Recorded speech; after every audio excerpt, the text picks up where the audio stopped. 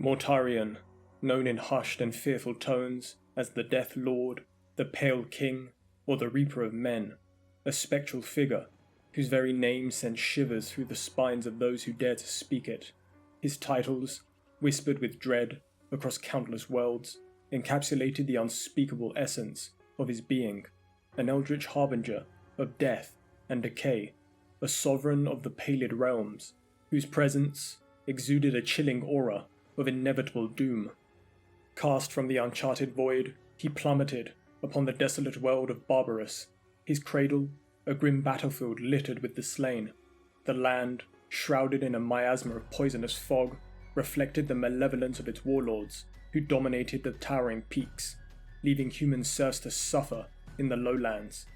Amidst this forsaken realm, the greatest warlord, exulting in his Pyrrhic triumph, discovered the wailing infant who defied the lethal atmosphere, naming him Mortarion, child of death. The warlord molded him in his own dread image, forging a being destined to bring doom and decay to the cosmos. Mortarion's youth was an unceasing ordeal of warfare and survival, where he transformed into a figure of eerie defiance. Amidst the relentless tyranny of the warlords, he fled to the shadowed valleys, finding an uncanny kinship with the beleaguered serfs. His monstrous visage, a ghastly apparition, stood in stark contrast to their ephemeral hope. By sheer force and a will impervious to despair, he emerged as their champion, wielding a colossal scythe forged in nightmarish dreams, leading them to repel the undead legions of the lesser warlords. His renown grew, and under his tutelage, villages were changed into fortified bastions. Yet, the spectral heights of the mountains remained beyond his grasp, the dread domain of his adopted father. Returning from an infernal campaign, he encountered a bronze stranger, the Emperor of Mankind, whose mere presence seemed to warp reality itself. This enigmatic being challenged him to a final ascent.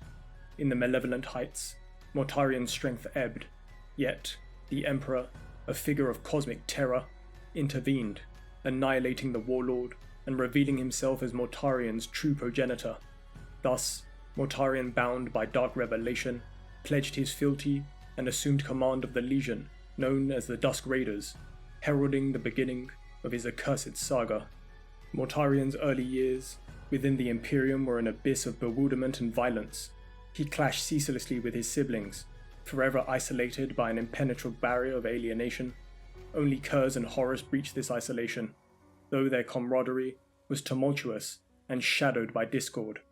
He traversed the galaxy with his Dusk Raiders, warriors whose mastery of survival and endurance became the stuff of dark legend. Their deeds, veiled in a shroud of unspeakable dread, were recounted in furtive whispers, marking them as soldiers of an uncanny might. In the shadow of the Horus heresy, Mortarion's odyssey was a dread tale of inexorable doom, an arcane script inscribed with blood and perfidy. The Pale King, a spectral conspirator, was not easily ensnared by Horus's insidious whisperings, yet the malignant seeds of doubt had already festered. The Emperor, once a beacon of salvation, now seemed a despotic wraith akin to the abhorrent father Mortarion loathed on Barbarous, sullied by the very warp he reviled. Mortarion's descent was not merely into darkness, but an embrace of a ghastly revelation, where the decay he had long fought against became his accursed creed. His treachery reached its zenith in the Siege of Terror, where the Death Lord sowed pestilence and despair, a harbinger of cataclysmic battles.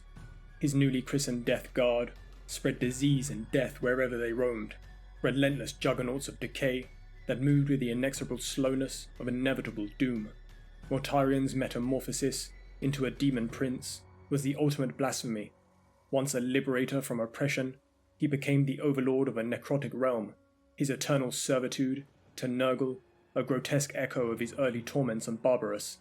In this infernal dominion, Mortarion had come full circle, embodying the very abomination he once sought to annihilate.